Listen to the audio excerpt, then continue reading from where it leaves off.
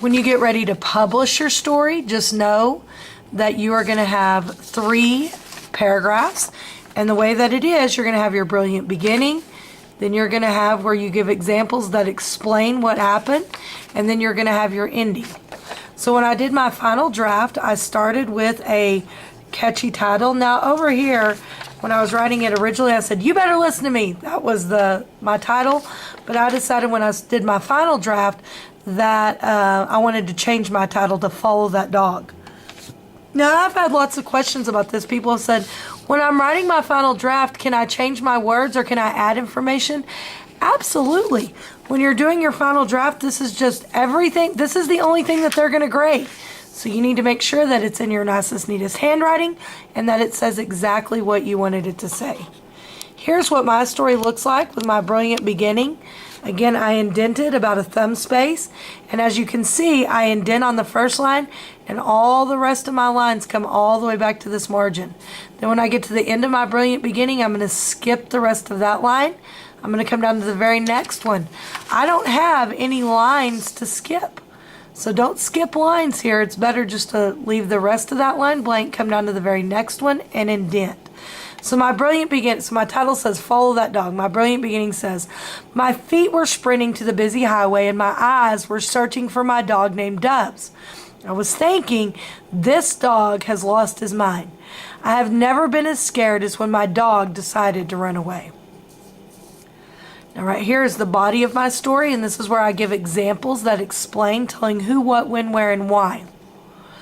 When I think of that terrifying feeling of being scared, I remember a very recent situation. Those nervous feelings of not being in charge and not knowing what to do can be very overwhelming. That's why I'm writing about this.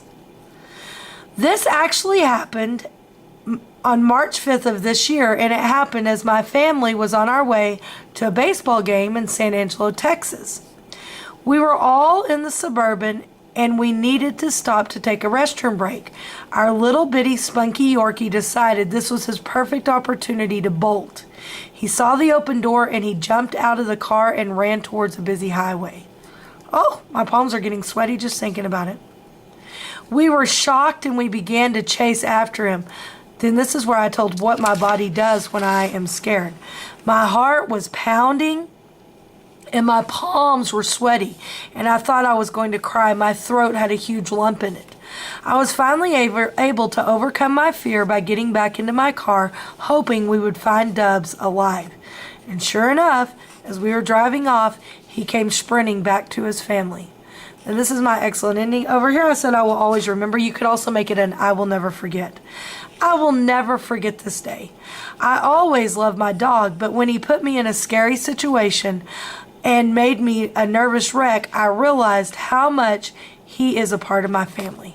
So in your excellent ending, you don't really have to do anything fancy, but the prompt asks you to write about a time you were scared, so you want to make sure that something in your closing is going to readdress the fact that this is something you won't forget about being so scared.